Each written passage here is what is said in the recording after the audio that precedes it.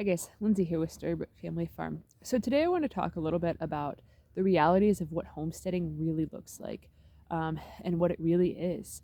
Because I have watched a lot before I started creating content and all of that stuff. Before I even actually started legitimately homesteading, to where I thought I was just a gardener, then eventually realized that I actually was a homesteader. Um, I had watched a lot of different content and I'd enjoyed a lot of different content creators and stuff until I started traveling further into the realm of homesteading. And then I realized that not all of it is real. And today I want to talk about that. So there's one in particular that I was just thinking about while I was sitting in my very barren, frost-laden garden. It's the end of season here in Ohio for growing anything that isn't basically kale. So everything is pretty well dead looking and looks depressing and that sort of a thing. Um, so I was thinking about how back when I first started homesteading, I watched a lot of videos and stuff, especially in the wintertime. And I would dream of all these abundant harvests that I was going to have in the garden and all of this stuff. And then the spring would come along and my garden looked nothing like these people's. My garden had weeds. I planted things differently. And some videos that I would see, the thumbnail for it would be basically this big table with this whole plethora of all of these produce products and stuff, like fruit and vegetables and all of this stuff, where it's just stacked high and it looks like it's overflowing. And I always thought, man, I suck. Like I I couldn't harvest the garden and have all of these things. That's not how it works for me. I don't have all that stuff. This guy would be pulling out 10 cabbages and all these other different things and all of this stuff, and it would just look like this beautiful abundant harvest, almost like going to the grocery store and all the big spotlights are shining down on it and stuff, of how absolutely fantastic and beautiful it is and stuff. And I would honestly I would beat myself up really bad because my garden never looked like his. My garden never produced like his. And I would get really depressed about it and really it got to the point where I had to stop watching because of the fact that I got so entrapped in my mind of, I can't grow like this guy. I can't do this stuff. I'm a failure. I can't, be a content creator on YouTube ever because of the fact that I can't have this big massive pile of stuff.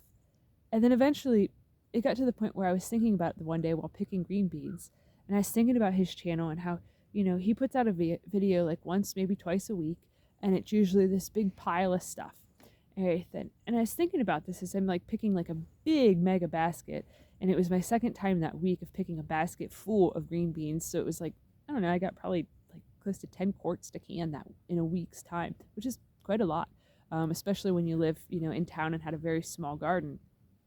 And I was thinking about it, and I was like, I bet he doesn't pick his stuff every couple of days. I bet he's not on a legitimate harvesting schedule like I am, because I enjoy the garden. I enjoy going out nearly daily and stuff just to be able to experience it all and to pick stuff when it's at the absolute peak point of ripeness. And also for snacks. I like snacks. Snacks are the best motivating factor for me. So homesteading and gardening is perfect because you get tons of snacks and stuff. But I would honestly I would tear myself up because I couldn't do it like he could. And then I was saying, it dawned on me that he's waiting until the day before filming to harvest all this stuff. And some of it is stuff, produce and products and stuff that actually have a long shelf life. So some of it is probably stuff that he harvested the previous week even and stuff, just to make these videos look like there was so much abundance.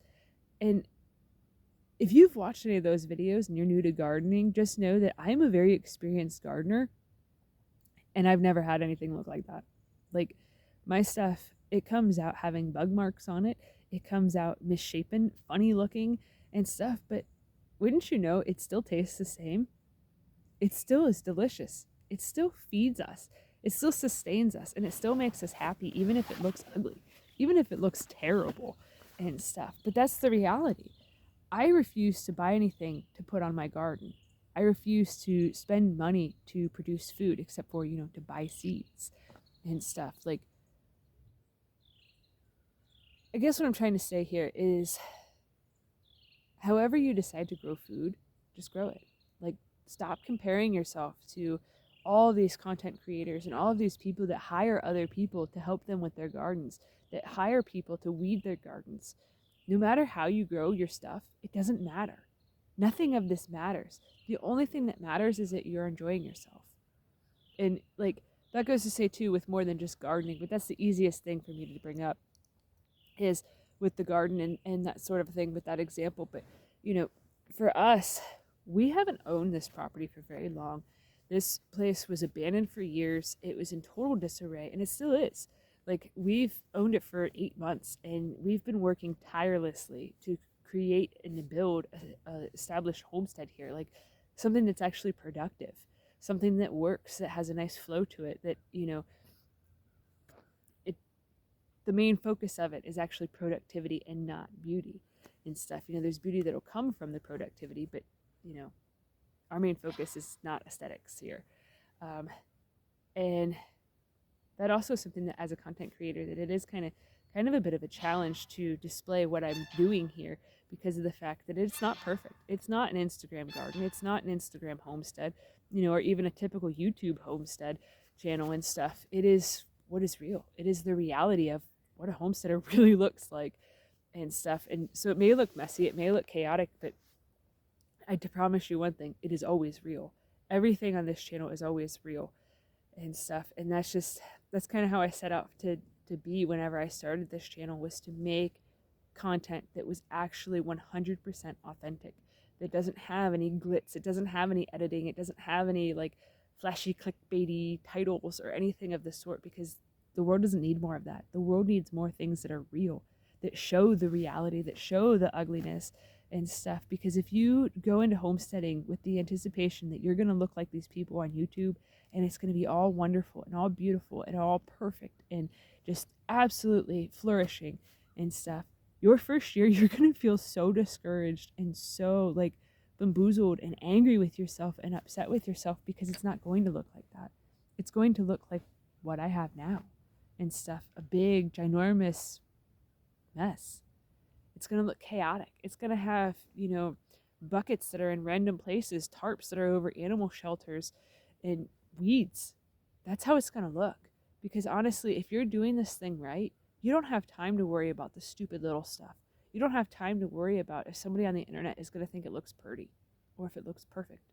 You don't have time for any of that. The animals that we raise here, they take up a lot of my time, a lot of my energy, and a lot of effort. We have chickens, quail, ducks, geese, turkeys, meat rabbits, goats, cats, and dogs. That is a lot. And we don't feed our dogs store-bought food. We make it ourselves. We don't feed our cats store-bought food. We make it ourselves. A lot of what we do is completely from scratch here. It is completely all our own doing and stuff, that we've, you know, harvested stuff from the garden and harvested meat from our animals to then feed other animals to, you know, keep this cycle going. And when you're living that way, and we also have bees too. I forgot about the bees. But when you're living in a way that is, everything is connected to each other, and you're keeping this wheel going and you're keeping this cycle constantly going, it can honestly sometimes feel like you're in like the washing machine and just like, you know, going around and around and around. And it can be tough. It can be very discouraging, very isolating, and honestly lonely and hard. And then when you look at people, you know, on the internet to try to, you know, feel less alone, when you're looking at content creators to feel less alone in this lifestyle, because once you start going down the path of being a homesteader, like, you realize that you are very different than others. It's hard for people to relate to you and stuff. And then if you're watching all these other content creators where everything looks pristine and perfect and just beautiful all of the time, then you feel like you're failing. Even if you're feeding your family, your bellies are full, your hearts are happy, in your mind you start thinking that you're failing. You start feeling like you're not enough, you're not good enough, you're not doing things the right way because, well, so and so, they have, you know, a gazillion people that like them and that watch them and stuff, and they're more successful than me because they have big piles of stuff.